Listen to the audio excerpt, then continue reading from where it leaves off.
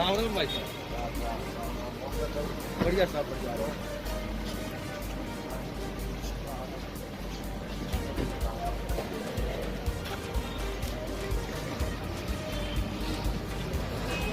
बढ़िया रहती है।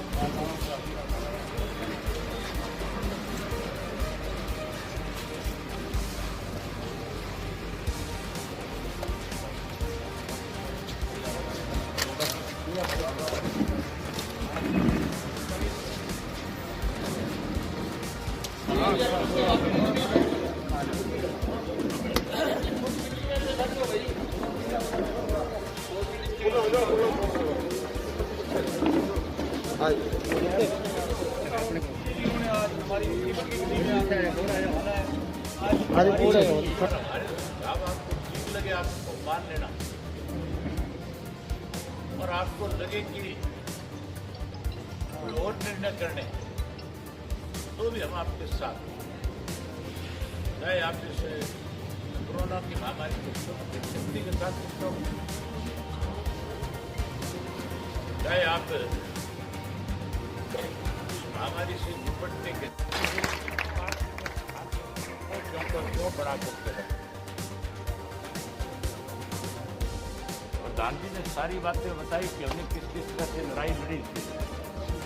अब थोड़ा और मजबूती के साथ लड़ो, एक एक साथी से मिलो और मिलकर के उसको बताओ कि हमारे पेट का सवाल है, हमारे रिश्ते का सवाल है, सरकारें आनी जानी चीज है।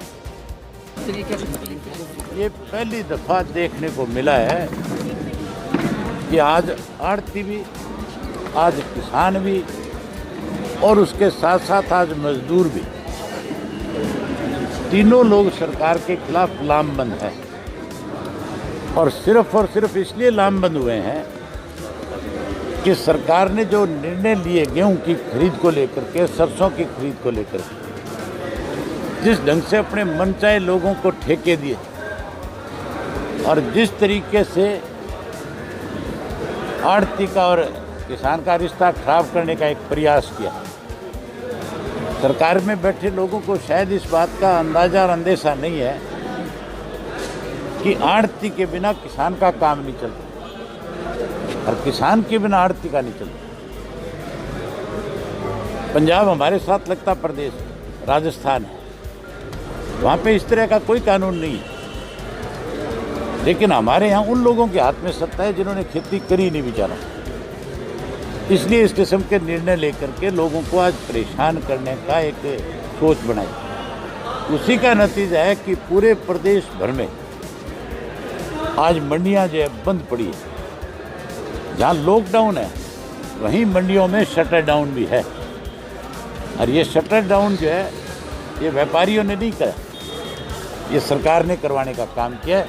इसलिए मुख्यमंत्री को फिर से इस बात पे विचार करना चाहिए और फिर से पुरानी पद्धति लागू करके खरीद शुरू करनी चाहिए, ताकि किसान के सामने, व्यापारी के सामने, मजदूर के सामने समस्या ना रहे। किसानों के लिए शर्तें जी, एक ट्राली लाने की शर्त है, जैसे इस तरह की शर्तें लगाई गई है। आप ये देखो कि किसान 6 महीने अपनी फसल पकाने के लिए दिन रात एक करता,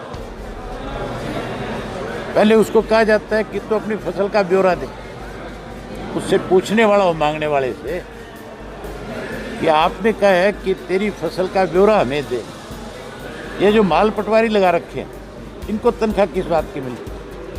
मेरे खेत में कौन सी फसल है इसकी जानकारी माल पटवारी को है, रेवेन्यू डिपार्टमेंट को है, तो मेरा ब्यौरा तब गया हुआ है वहाँ पे। मेरे से अलग से किस चीज़ के फार्म भराए जा रहे हैं? फिर मुझे प्राइवेट बैंकों में जाकर के इसके लिए खाते खुलाने पड़ेंगे कि मेरा पैसा बैंक में जाएगा और मैं उस बैंक से लेकर के आऊँगा। मैं चाहता हूँ कि मेरा पैसा मुझे मेरे आड़ती के माध्यम से ही मिले, क्योंकि मेरा तो एटीएम भी वही है, मेरा बैंक भी वही है। आज तक हमारे बीच में ये विवाद था ही नहीं। ये विवाद सरकार ने जानबूझ करके खड़ा किया है ताकि लोगों को आपस में बांटा जाए और लोगों को बांट करके कहीं अपनी राजनीतिक ताकत बढ़ाई जाए। फिर पूरे प्रदेश का आप दौरा करेंगे, उसके बाद मुख्यमंत्री से अवगत करवाएंगे, किस तरह से उनसे अपनी मांग रखेंगे? मैं मुख्यमंत्री जी से बात करूंगा, मैं उनको बताऊंगा कि मंडियों में मुझे व्यापारी भी मिले, किसान भी मिले, उन्होंने अपनी तरफ से सारी समस्याएं मेरे सामने रखी है।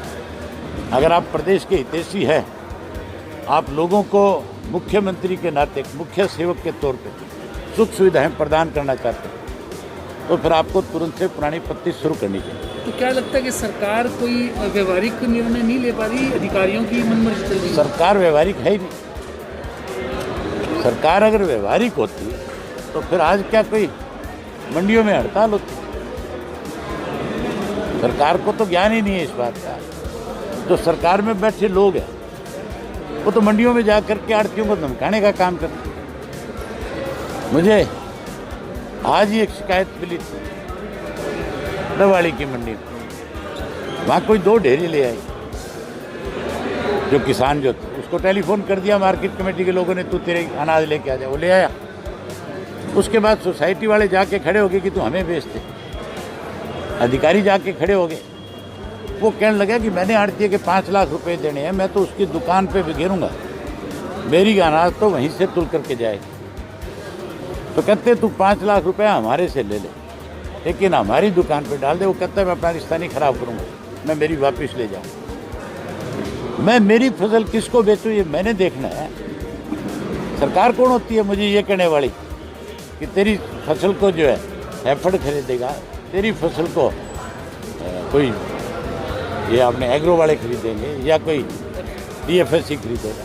ये तो मैंने तय करना है कि मुझे अपनी फसल कहाँ बेचनी। यहाँ तो किसान से ज़बरदस्ती की जाती है, कहा जाता है कि फसल फलानी मंडी में ले जा, वहाँ बेच के आएगा। इससे ज़्यादा बड़ा और किसान का अपमान क्या होगा, इससे ज़्यादा बड़ा और व्यापारी के साथ धोखा क्या होगा।